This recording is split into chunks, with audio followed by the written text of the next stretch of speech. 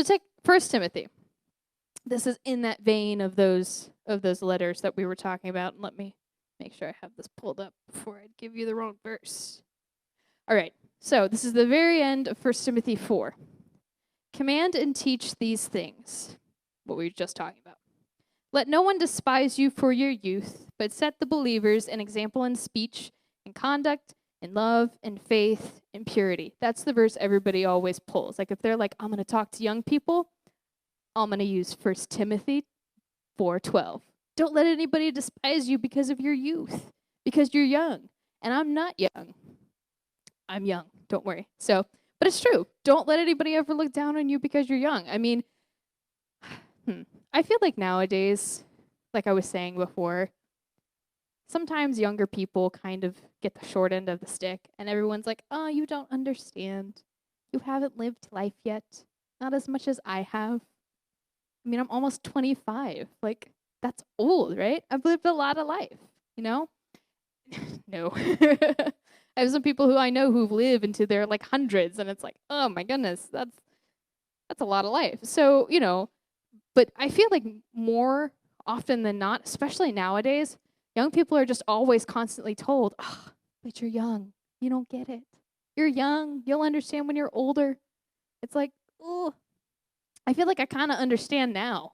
I don't know. I mean, maybe, again, we're not that far apart in age, so I feel like I can say a little bit for you guys. I'm a millennial, but I'm like in that middle between a Gen Z and a millennial where like nobody wants me and everybody's like, where do we put her? Is she a millennial? Is she a Gen Z? I mean, she didn't have a smartphone until she was in middle school, but she like grew up on the internet, but she also had a Motorola Razr flip phone that's now in a museum. And it's like, why is my phone in a museum? I had that when I was, what? So that doesn't make you feel old. Something that you used is now in a museum. That's crazy. Anyway, so, hey, nice. Is it a Motorola Razr? Chrome? The best phone I ever had. Chrome Motorola Razr flip phone. Nothing is more satisfying than flipping a phone closed, or more terrifying than like accidentally pressing the internet button. They all had these, the phones had like a button that you could press to access the internet if you wanted to do things on the internet. And then, of course, your parents are not going to pay for the internet, so you're like furiously like trying to press cancel, like you're pressing the X button, like please, please, please, don't go to the internet. I don't want my parents to pay for the internet. And luckily, because everything was so slow, it canceled if you caught it right away. But if not, you had some angry parents. So anyway, that was a tangent, but nothing more satisfying than a flip phone.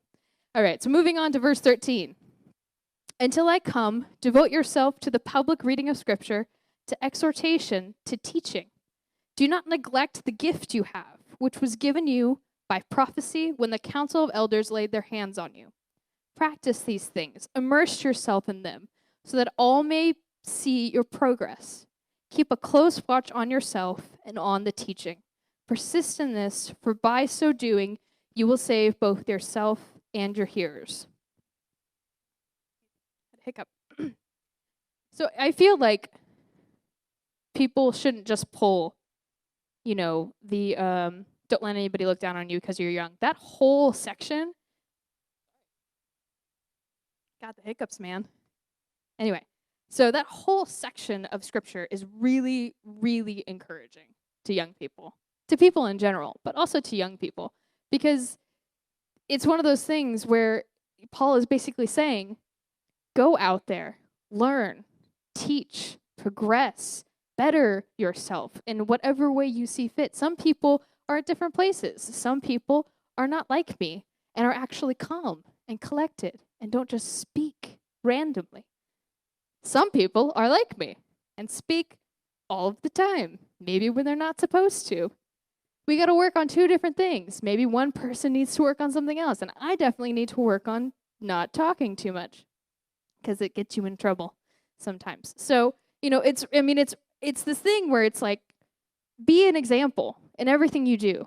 Love, purity, speech, learn, grow, become academic if you want to. Like, don't be afraid to pour yourself into study and gain knowledge. And so it doesn't matter how old you are. You're like, I enjoy this and I have grown as a person and grown better Be loving and an example so that, oh, thank you. I feel like pastor. Give me a second.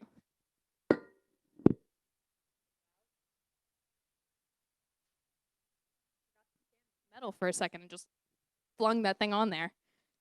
Hopefully I didn't break it. Okay. So, anyway, as I was saying, it talks about how Timothy has a gift. You have this gift, and it's being yourself. And whatever you can bring, better yourself, and then bring into the world will be a gift. So God has given us tasks and tools and things that we're able to do to go through life, but also how to walk as Christians, how to live the Christian example. I shouldn't put air quotes. That's not a quote. Live the Christian example. That's a solid statement right there, not a quote one. And let me switch back here on my device to what we were talking about. What was it was 1 Timothy 1. This is why I should have a actual Bible in front of me, but I don't have one that's ESV, so I'm like scrolling through my phone. What was it? 7. There we go. Okay, so breaking down this verse, flipping back. We already have this big, long first letter in 1 Timothy talking instruction and how to do things basically because he does not have experience. So Paul steps in and teaches him, and he goes, here are good basic rules for you to follow that will probably come your way. And then he gives that encouragement. Be a good example. Be good in love and purity. Don't let people take away something that you have been called to do. You know, it's almost like somebody saying, God didn't actually call you to do that. I'm right. It's like, no, God called me to do this, and it does not matter how old I am. It's from God, so I'm going to do my best in what God has said. So if people are like, you can't do that, just be like, God told me I can do it, so now you're saying no to God. And then like walk away like all really cool, not like me because I'm not cool, but like imagine you were really cool and walked away from it. And then that would keep them thinking like, oh no, I said no to God. Just a thought. Maybe don't do that because that doesn't really sound cool. If you can figure out a better way to do that, do that. So breaking down that verse. For God has not given us a spirit of fear. That can mean a lot of different things. It could be nerves. For example, me standing up here, being nervous.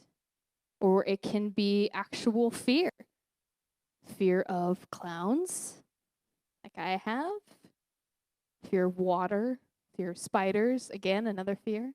Spiders are creepy. I don't understand how people like spiders. Like, they crawl around, like, all spindly. Like, how is that not terrifying, just seeing something, like, spindly, like, crawling toward you? And some of them bite. Like, I don't want to get bit by one. You know, like, actual fears that people have that, you know, cause them some sort of panic or pain, etc., or irrational fears. I can't really think of an irrational fear off the top of my head, but some people have rational fears. But I know for me, whenever I see this and what's applicable to me whenever I read this is anxiety. I struggle a lot with anxiety, and as I've gotten older, it's kind of gotten worse. Maybe because as I get older, I understand more of the world, and the fear of the future is like getting closer and closer and closer and closer. And when I was in counseling, was talking about like a loss of control, which can be a reason why you have that anxiety is because you can't control something. And so when you lose it, you don't know what's going to happen, or you have this fear of the future. Maybe you just started middle school and you're like, what's it going to be like? How am I going to get through school? School is more difficult now. You know, I'm learning more things that are different. I have to make a whole new friend group because I'm not going to be friends with the people I was with in elementary school, maybe. So I got to find my place in middle school. I was there, and I was not cool, you guys. If you could tell, I was in that like uncool group of people who was like in choir. Choir's cool, but like in some schools, choir's not cool. If you go to like a school that like values the arts, then they're like, ah, cool, choir kids, you guys can sing, you're awesome. And then you went to like other schools where they're like, you're in choir? Okay. I don't even know you exist. Okay, bye. You know, like, you know, it just happens. So maybe you're in middle school. I really hope it didn't scare anybody who's about to go into middle school. It's good, I promise. It is. And for me, whenever I moved here in 5th grade. I had 1 year of elementary school and a new school, and then immediately went into middle school. And it was like, oh no. Like, not only was I making new friends moving from elementary school, because a lot of kids left, I was making new friends in a new school completely. And so I was like, oh gosh, I don't know what to do. And it's such a weird time, you know? It can be scary. Absolutely. And sometimes middle school, it brings on new challenges, new teachers, new classes, new people, new self. I mean, that's the age where a lot of people go through a lot of changes. Emotionally, mentally, physically. It's trying to figure out who you are in this setting. And again, in a world where we're so connected constantly with each other, you've got so much stuff in your brain of how am I supposed to be? And you're so afraid when you navigate through these waters. What am I going to be? How is that going to be? Or maybe you're going into high school, just started high school, and you're reliving the beginning of middle school over again. Who are these people? What am I going to do? Who am I going to be? These classes are new, they're more difficult, etc. And the older you get, the more difficult the classes get. I had to take physics senior year of high school, and I'm not good at physics. And it was not fun, but I had to take it. And I was very scared of that class because it's a lot of numbers. It's a lot of numbers. And see, like people who like numbers, it's fun. Velocity. I wasn't in AP physics where I couldn't make a catapult, which was so dumb because I'm like, why can't both physics classes make a catapult? Like, that sounds like fun, right? Like, you actually make big trebuchet and you can like throw stuff. Like, that sounds cool, but you had to be in smart people physics to make it. And I'm like, but what about not smart people physics? Can I still make a catapult? So it wasn't fun. Or you have just graduated high school and you're about to go to college. Another big step into the future. What am I going to do?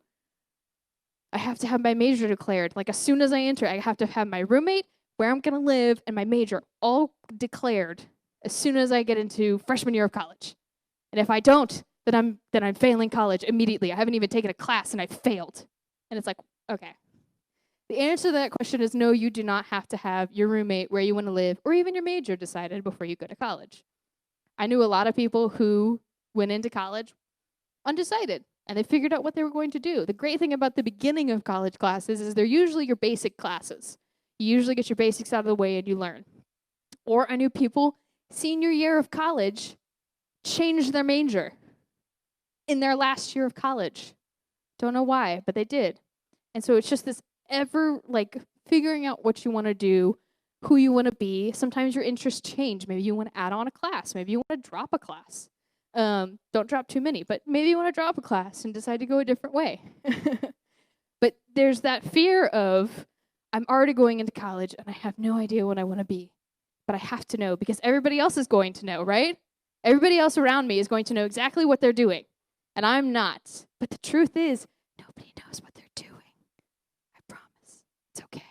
We're all going through that same time. Those people you're starting middle school with, who you're like, they all have it together.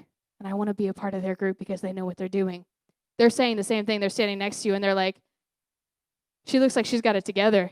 I don't have it together. And then they're sitting next to the other person and you just kind of move down the line. Oh, hey, you have it together? Yeah, me too, totally. I know what I'm doing. It just happens in every single part of your life. There's that fear of the unknown, of what am I going to do? Everybody around me seems to know what they're doing.